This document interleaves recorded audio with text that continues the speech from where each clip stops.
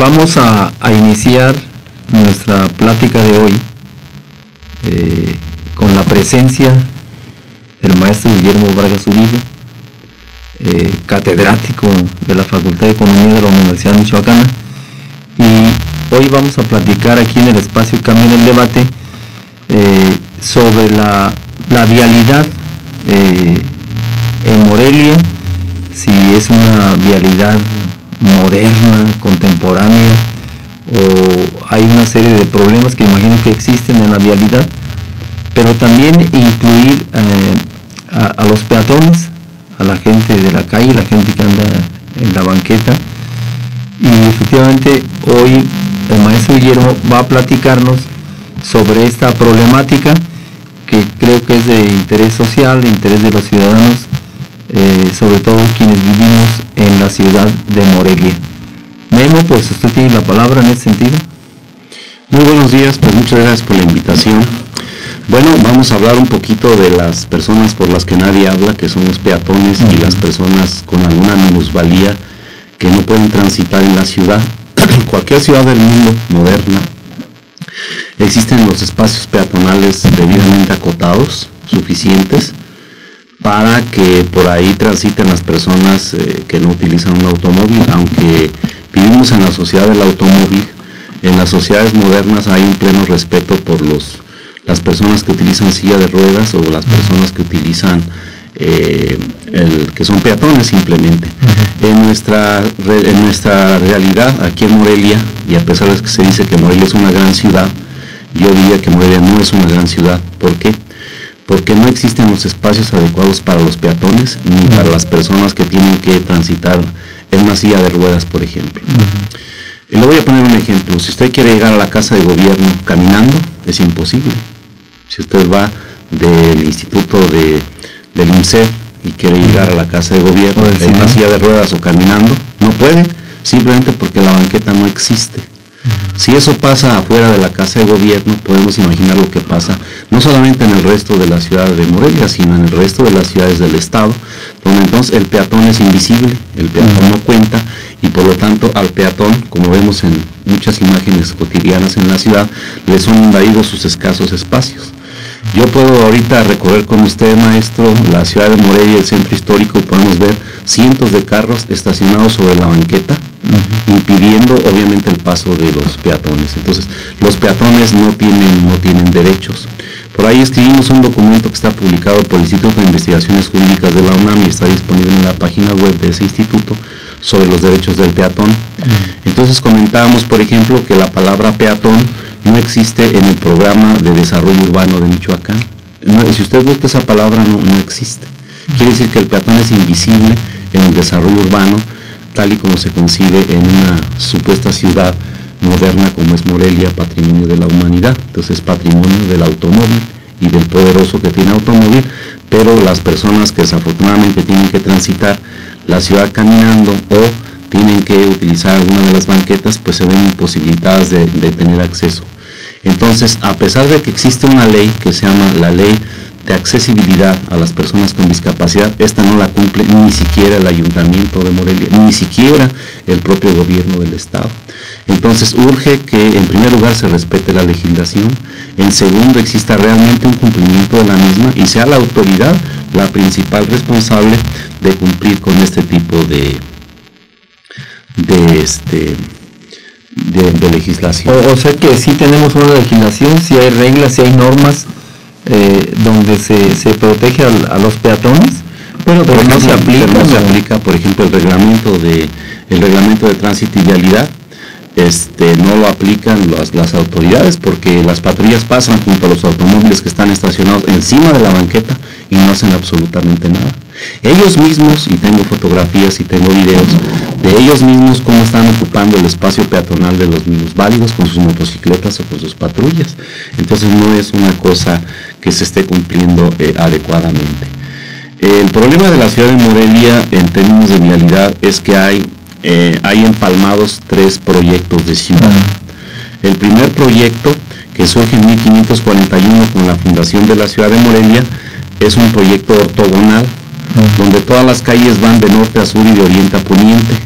Este proyecto más o menos se conserva hasta los años 60 del siglo XX, cuando todavía la ciudad no estaba invadida por el automóvil. Posteriormente a este proyecto ortogonal de ciudad, que es el proyecto original que le da la característica de patrimonio de la humanidad y que no ha sido derogado porque además está en la ley, todavía en las leyes del siglo, tanto en las leyes del siglo XVII, XVIII, XIX y XX existe esta legislación de que las calles deben de ser rectas, de oriente a poniente y de norte a sur. Sin embargo, a partir de los 60, por influencia de los fraccionadores, se empieza a romper este trazo ortogonal, que es como un tablero de ajedrez, donde todas las manzanas más o menos son de características más o menos homogéneas. A este proyecto se le empalma un proyecto de ciudad anular, donde ahora es el anillo periférico al estilo norteamericano, el que va a cumplir las funciones principales de vialidad.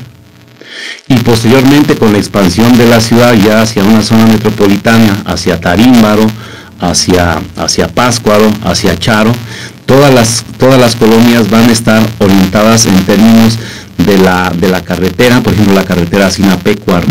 Entonces ahí es un proyecto de ciudad lineal o radial, donde todo gira en torno a los ejes carreteros. Entonces tenemos 3 proyectos de ciudad empalmados, encimados, sin ninguna planeación, lo que provoca pues pérdidas de miles de horas hombre diariamente. Millones de pesos se pierden diariamente por las personas, que en un trayecto que normalmente tomaría 10 minutos tienen que tomar hasta 40 o 50 minutos. Oye, Memo, tú cuestionaste esa salida que se hizo a Charo. ¿De dónde venían tus razones para cuestionar esa salida y ese puente que se hizo ahí, el crucero a Charo? En primer lugar, porque ese tipo de obras millonarias no resuelven el problema de la ciudad. La ciudad debe tener una planeación integral y no hacer nada más obras donde se busque el presidente y el gobernador inaugurando obras millonarias, pero que no resuelven el problema.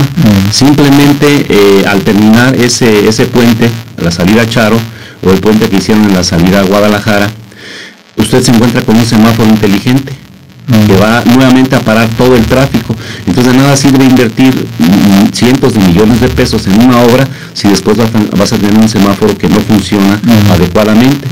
Si usted viene, por ejemplo, de norte a sur, y va sobre la carretera, sobre el libramiento, después de que termina el puente de la salida a Guadalajara, se encuentra con un semáforo que le da paso a 2 automóviles y frena a alrededor de 80 automóviles. Entonces no hay una congruencia.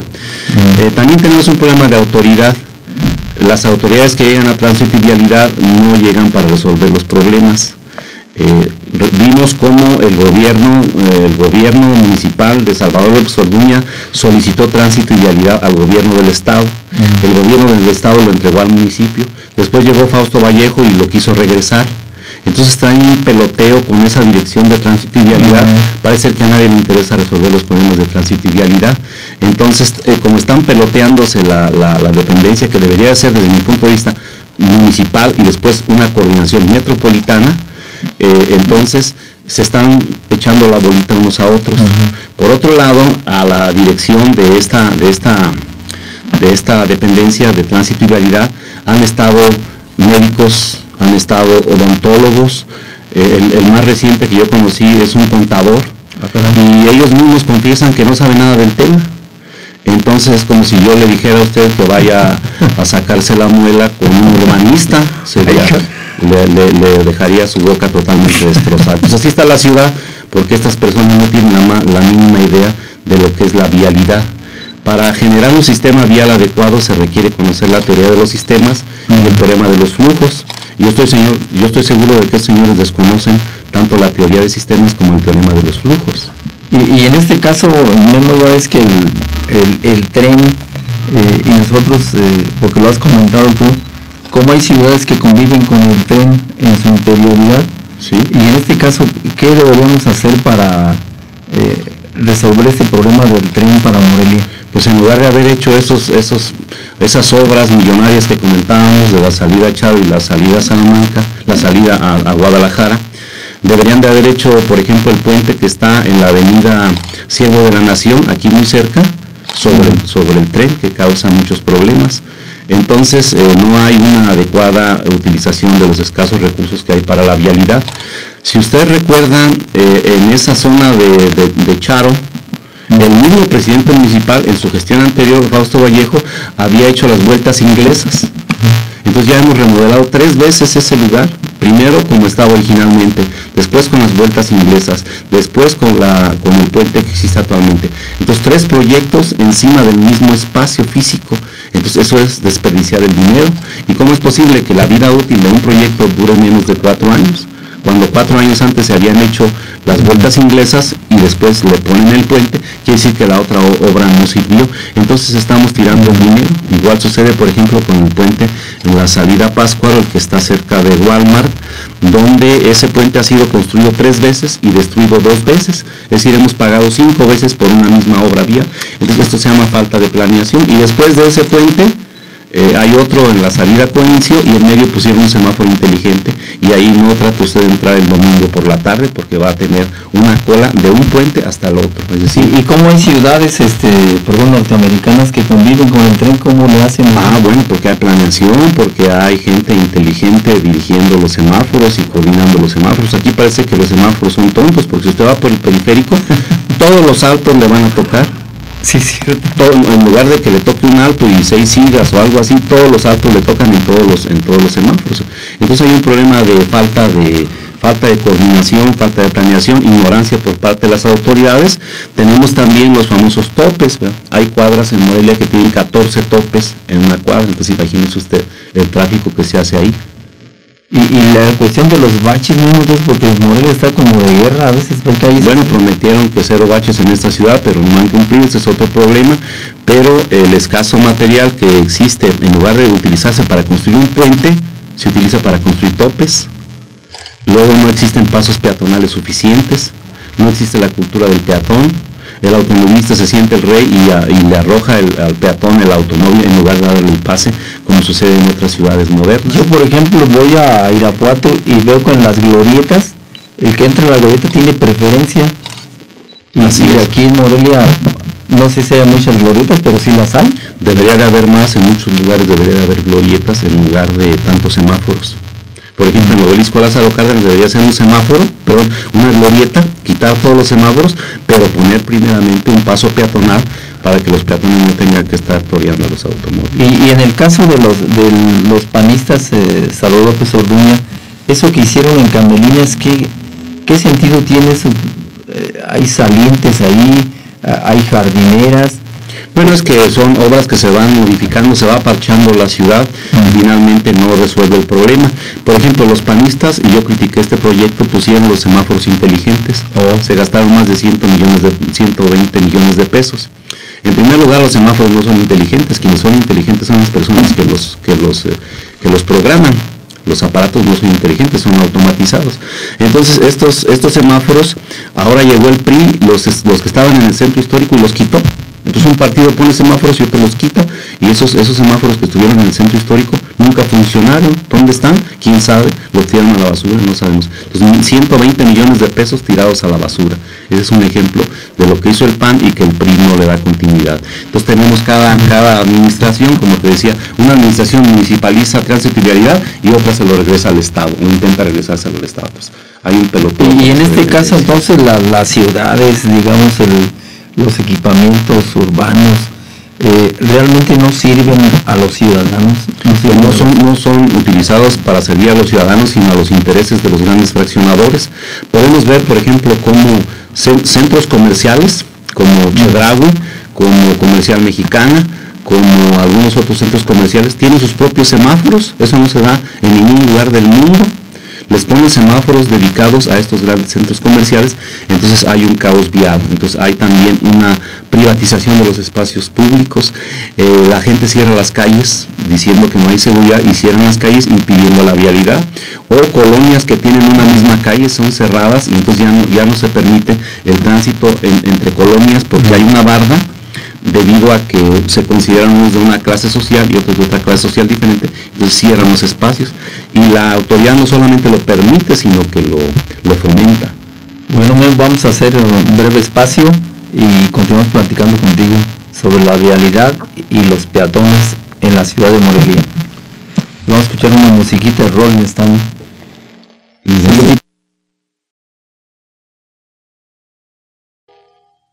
Este trae placas, no sé, de Illinois.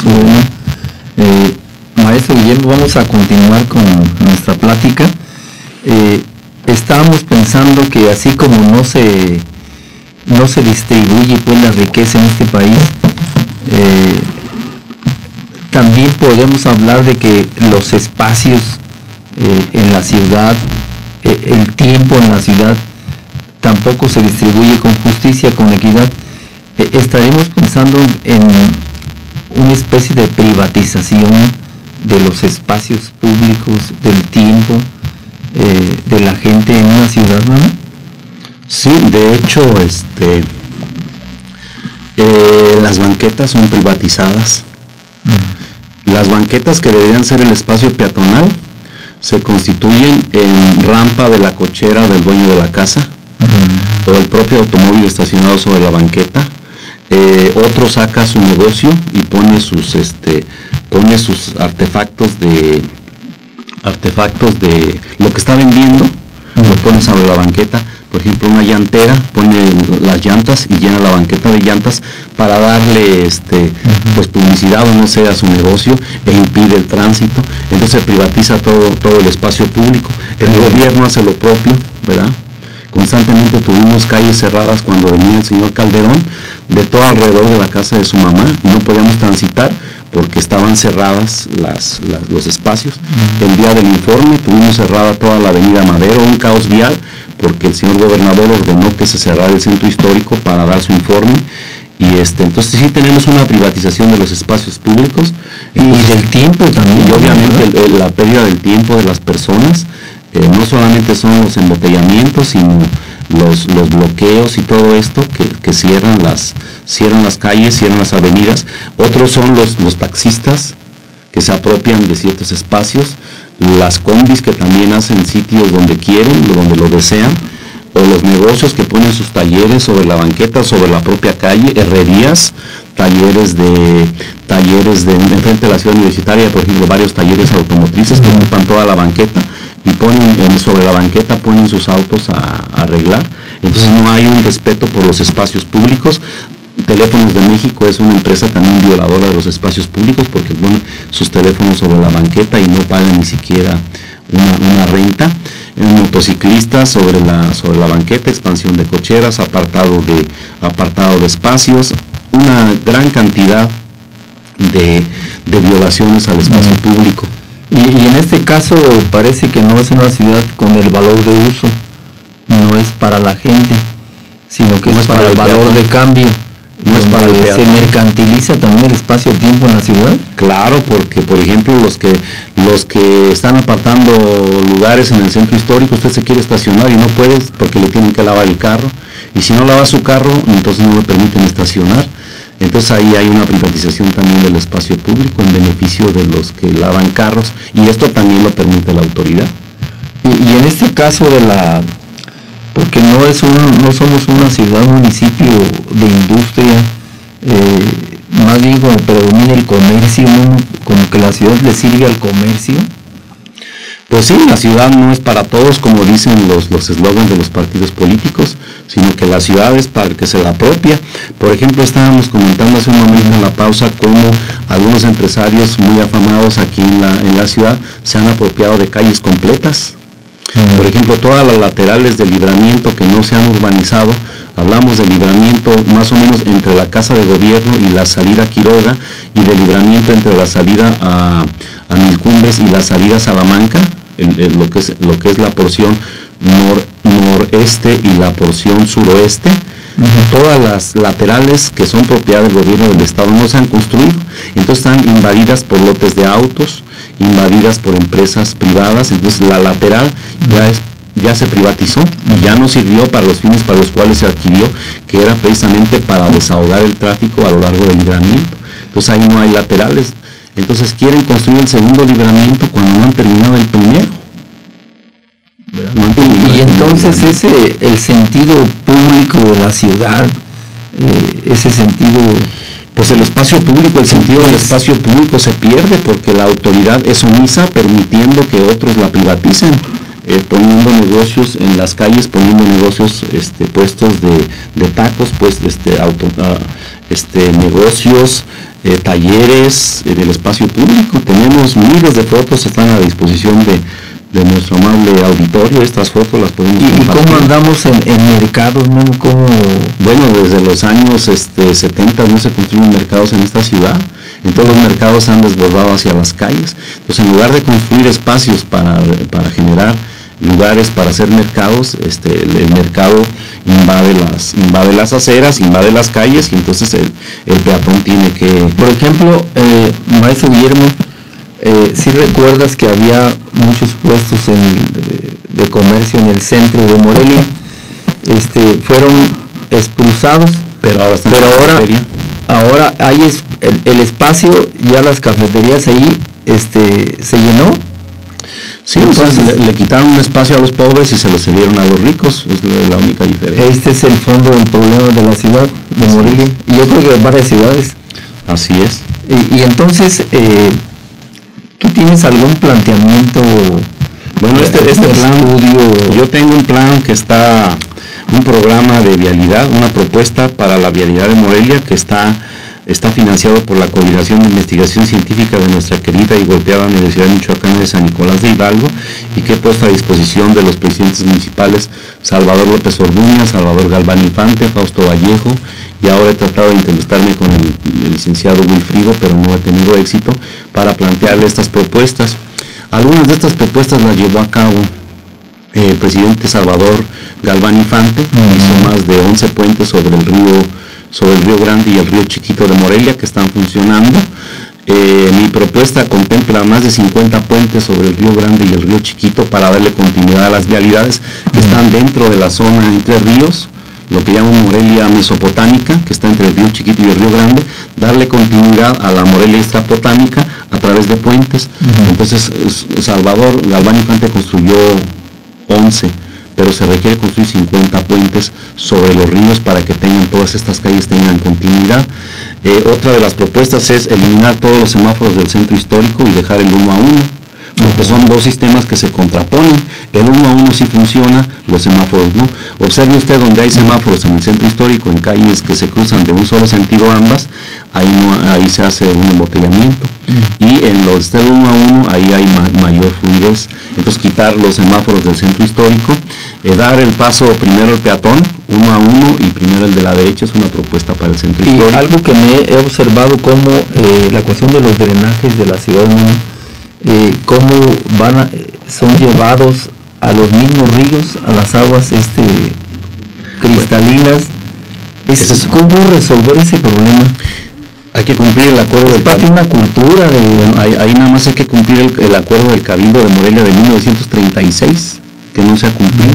Hay un acuerdo del Cabildo del año 36 del siglo pasado, ya tendrá, ¿cuántos años ya llevamos? 70 y tantos años de ese acuerdo, que no se ha cumplido, y es que separar las aguas negras de las aguas de lluvia. Eso es la solución. Entonces, ni siquiera hay que buscarle, simplemente hay que cumplir lo que ya acordó el Cabildo desde ese o sea, que está ese acuerdo ahí, pero no se cumple ni se hace cumplir, y entonces los mismos arquitectos que hacen unidades habitacionales siguen mezclando las aguas grises con las aguas negras, las aguas de lluvia, las aguas pluviales con el drenaje sanitario. ¿Y qué hay de eso del tratamiento de las aguas? También está en la ley. ¿Y si se cumple eso? No se cumple. También existe en la ley, desde 1988 existe en la ley que los municipios deben de tener planes para la verificación vehicular, para que no exista tanto vehículo contaminante, desde el 88, y tampoco se ha cumplido. Y ya hablamos de un peligro de contaminación para Morelia. No es un peligro, sino es una realidad. Constantemente estamos respirando aire de baja calidad, y eso está contribuyendo a generar muchas enfermedades entre la población, sobre todo entre los niños y las personas adultos mayores. Lo que pasa es que es una contaminación que mata de a poquito. ¿Así despacito? Ay, híjole. Y entonces, no falta más participación de nosotros como ciudadanos. Me parece que estamos desorganizados, como que el tejido social está separado. No falta una conciencia de ciudadanos de preocuparse por su ciudad. Sí, por ejemplo, no dejársela solamente al gobierno. Todas estas personas que ponen su automóvil sobre la banqueta es una falta de conciencia, porque estamos obligando al peatón a que camine por la calle y a que pueda ser atropellado. Entonces es falta de conciencia del propio dueño de un automóvil. Obviamente no es nada más un problema del gobierno, sino de la propia ciudadanía. Y hay estadísticas sobre atropellos de peatones. Vamos a realizar un estudio en los hospitales, pero ya hemos encontrado una gran cantidad de personas que han sufrido caídas, torceduras, fracturas, porque las banquetas están totalmente irregulares. Otros han sido arrollados por los propios automóviles al bajarse de la banqueta. Entonces no hay una estadística específica, pero sí estamos investigando en los hospitales cuántas personas han tenido este tipo de accidentes, y sí podemos considerar que hay una gran cantidad de personas que han sido afectadas por este. Pudiéramos decir que no hay una visión de futuro a corto, mediano, largo plazo sobre cómo planificar la ciudad, y como que vamos poniendo parches en la ciudad. Bueno, en el centro histórico se han empezado a rescatar las banquetas y se han empezado a construir los espacios peatonales, pero solamente son unas pequeñas zonas del centro histórico, ni siquiera es el centro histórico completo. Pero obviamente falta mucho por hacer, pero sobre todo falta que el peatón sea una persona visible, que el peatón sea respetado en sus derechos y que no tengamos una ciudad exclusivamente para el servicio de los automovilistas. Entonces yo creo que tenemos que crear... ¿De qué número de automóviles hablamos en Morelia? Más de 300,000 autos en la zona metropolitana, y también de todas las personas que invaden la banqueta con sus negocios, con sus changarros, ocupando los espacios públicos. Entonces todo esto obviamente está en detrimento de la convivencia urbana que implica el ser peatón. Y entonces, por ejemplo, en el caso de las zonas verdes de Morelia, ¿de qué hablamos, no? Ahí sí se cuida esa parte. No, porque también las zonas verdes son expropiadas por los particulares, son invadidas. El ayuntamiento ni siquiera tiene un censo completo de cuántas áreas verdes tiene propiedad del propio ayuntamiento, del propio gobierno del estado. Entonces estas zonas son invadidas. Si son invadidas las laterales del Libramiento, que es una zona muy transitada y muy vista, imaginemos las zonas verdes de las colonias que no están a la vista de todo el público, esas son invadidas con mayor frecuencia. O sea, no hay esa visión a largo plazo para la ciudad de Morelia. No, y luego las zonas que son consideradas como zonas verdes se destinan a otros usos, o como decíamos en la plática anterior que tuvimos, se las donan a los más ricos de Morelia cuando son propiedad pública. ¿Y entonces es una ciudad para los ricos? Pues podríamos decir que sí, porque los fraccionamientos se hacen de acuerdo a los intereses de los fraccionadores y no a los intereses de la ciudadanía, que requiere una vialidad completa. Entonces, como te decía, hasta los años 60 todas las manzanas de todas las colonias estaban alineadas al centro histórico, que por cierto no hay colonia centro, es una tontería. Al centro histórico se alineaban las nuevas colonias que iban surgiendo, y todas las calles estaban en este tablero de ajedrez, en este damero que simula la ciudad. A partir de los 60 son los fraccionadores privados los que van diciendo, este es mi lote y el fraccionamiento va a tener esta forma, y el ayuntamiento lo ha venido permitiendo desde los 60, infringiendo. Y entonces podemos decir, Memo, que no, Morelia es una gran ciudad para un gran país. Pues no, yo diría que no. Cuando cumplamos el acuerdo de Cabildo de 1936, no tengamos inundaciones, no tengamos 300,000 pobres en la ciudad.